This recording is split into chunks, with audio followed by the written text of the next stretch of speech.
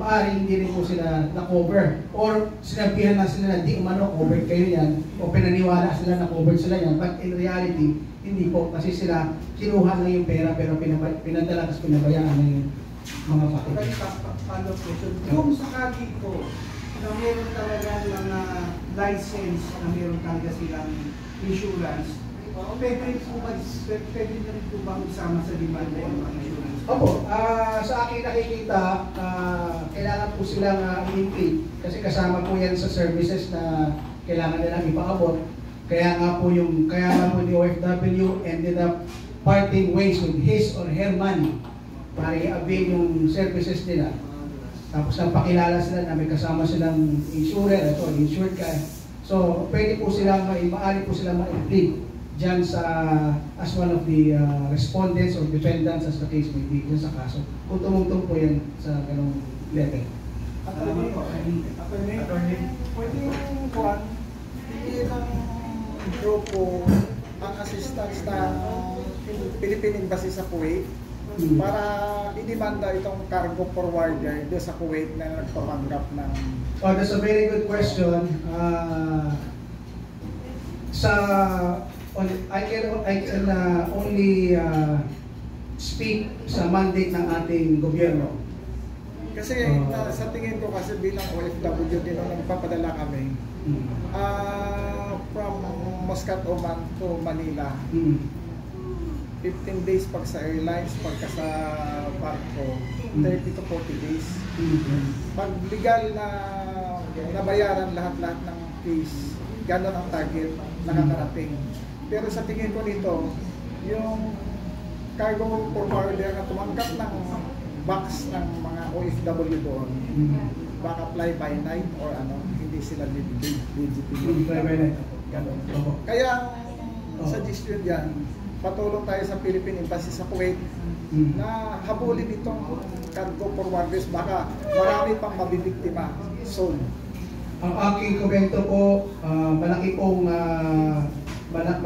yung maitutulong ng embahada natin dyan, specifically sa pagkuha ng legal assistance o pag-abot ng legal assistance. Kasama naman po yan sa mandate ng ating government, Department of Foreign Affairs or Department of Migrant Workers. Meron po dyan yung legal assistance na sinasabi.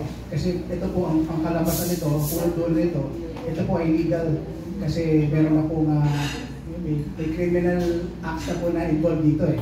So kailangan na po ng legal assistance o yun po yung pinaka patutunguhan ng sitwasyon. Then the Philippine Embassy, meron po sila dito, meron po silang responsibility. Aware sila dapat.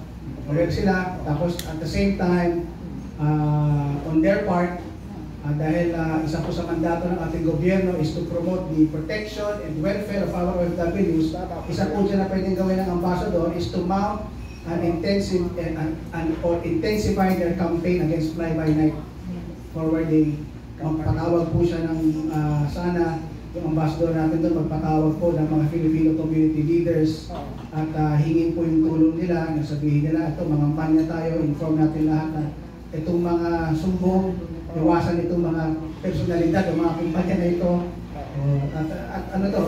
i-disseminate yung information. That's one. Tapos ang legal assistance, ako po naniniwala, part yan ng mandate ng ating actually, part yan ng mandato nila. Na ipaabot yan. Kaya yung ambassador po mismo, o yung consul, o yung head of mission there, ano po yan, gano'n po siyang tungkulin dito. Para tapos na itong isang tampak na dokumento na yan, no?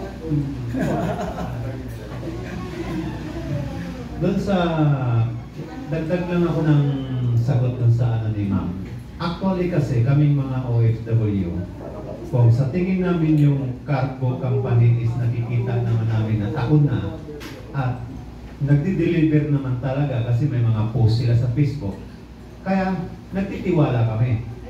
Doon sa sinasabi ng custom na mag-ingat kami, hindi po namin alam yun at hindi namin, kung tutuusin, hindi namin trabaho yun eh, na mag-ingat kami sa mga cargo. Dahil unang-una, sa Middle East attorney, alam niya Attorney Royan, na pag nag-apply ka ng business sa ministry ng Middle East, Qatar, Saudi or ano, napakahirap po nila mag-approve about sa mga business permit. Baka walang business permit. Hindi po ganun kadali na kagaya sa Pilipinas na mayroong, alam mo na, pailalim. Doon po, hindi po ganun kadali. Kaya hindi ako naniniwala na ibig sabihin kasalanan ni OFW kasi you choose this cargo. No. Dapat ang gawin ng custom, mag-post sila sa Qatar, ito lang yung 3 o 5 na cargo na pinagkakatiwalaan. Dito lang kayo magpadala. Custom, coordinate with the DMW, coordinate with the embassy. So may idea kaming mga OFW. Ito lang pala yung cargo na to sa Qatar. Ito lang pala yung cargo na to na nasa Saudi. Yun ang dapat. Yun yung sagot ko ron na, ma'am. Doon sa tanong naman ni Sir kanina kung meron bang insurance. Yes po. Bawat padala namin sa aming resibo, sinusulat yan ng amount. Kung 470 real, dinadagdagan nila ng 20 o minsan sa akin 40 for insurance. Ang tanong, sino yung company na yon na nagmamay-ari ng insurance na yon? Ayun ang hindi na natin alam kung sino. Pero hiningian na kami ng 40 pesos. Pero may nakatas. 40 real. May nakatas doon ang form ng insurance. Wala. Sa amin mayroon. Resibo lang talaga.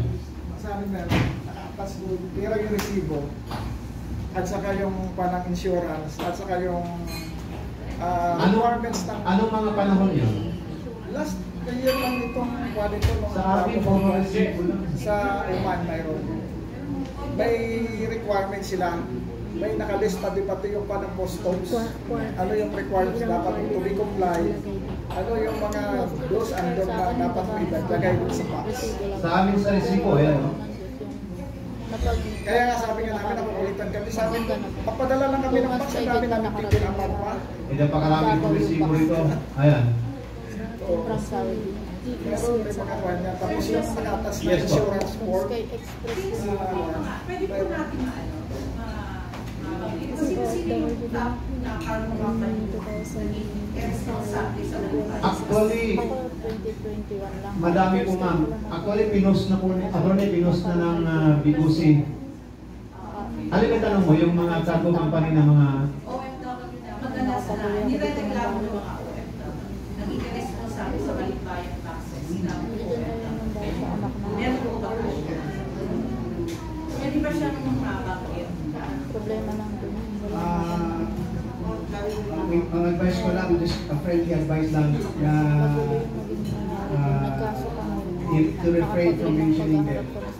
Kasi baka ang interpretation ng pag narinig nila yan is sinisiraan sila baka yung imahe nila, yung review, baka makabalikan. So for the protection of Sir Jeffrey's goods, ano muna siguro. Not the right time. Yung agency ko sa Saudi, family ko, amo kong lalaki na kinasuhan ko relative. Malaking problema talaga ito. Parang may something na nangyari na lumabas na kirap kami pero binigyan pa ako ng binigyan ako ng November lumabas yung Mexico, January, malapit na Mexico. 3 days, malapit na start yung Mexico. Binigyan na kagad ako ng ticket. Ano po ba ang distribution ng panahon ni former President Duterte sa Cancun? Actually po, sa 6 years na pananungkulan ng ating mahal Tatay Digo, doon lang namin naramdaman na totoo kaming bayaning mga OFW. At since 2011 as an advocate until now, doon sa panahon niya walang lumapit sa akin na may problema ng cargo company. Hindi ko lang alam sa ibang advocates. Pero tanging si OFW Assistance Advocates lang ang ganito karami na may hawak na cargo. Wala akong nakikitang may problema noon sa panahon ng ating mahal na Tatay Digong. At napakasarap kaming mga OFW, para bang feel namin pag uwi namin dito sa Pilipinas, pag bakasyon namin, parang welcome na welcome kami ng Pilipinas. Yun yung feel namin eh. Na wala kaming pinangingilagan, wala kaming iniingatan, hindi kagaya ngayon, nabalik naman ngayon na time na kunyari. Ngayon, ingat-ingat sa pagdala ng mga hour cellphone. before flight ko na, Parang, ngayong gabi binigay yung passport ko. bakit? Iwan. Hindi ko lang kung bakit ganun. Kami naman ang nakikita ng mga OFW. Nakakalungkot. Kung ito siguro nangyari na itong sa sobrang dami kong hawak na to, kung sa panahon nito ni tatay naming mga OFW, sa palagay ko baka tapos na rin ito eh. Sasabi lang release mo. Dahil sabang nag-ano ako. Actually, Attorney Roy, kung yung ilan sa mga company ko na hawak, Pagkapanganak ko. kumplito na po ng bill of lading, master list, container number, na ipasa na rin po sa MICT. Kumuha mo na ako ng experience dito na. Ang problema kasi, yung pinaglagakan ng container. Manghihingi yun ng, hindi naman manghihingi, obligado tayo magbayad bago mailabas yung container. So saan ngayon kukuha ng pambayad? Sisingilin yung OFW? Saan na kasi dito? Hindi ka Singapore. Kaya sobrang nakakalungkot. Kaya ako, nananawagan pa rin ako sa ating mga Senado na sana po mapansin na nila kami, na mabigyan na kami ng pagkakataon nung masimulan na yung investigation o hearing para lumabas po yung katotohanan sa problema na ito ng balikbayan process. Ngayon po nag-bless na ng alam na Thank you po sa ating mga masisipag na vloggers sa pagkakataon na may kwento sa inyo yung mga issues dito.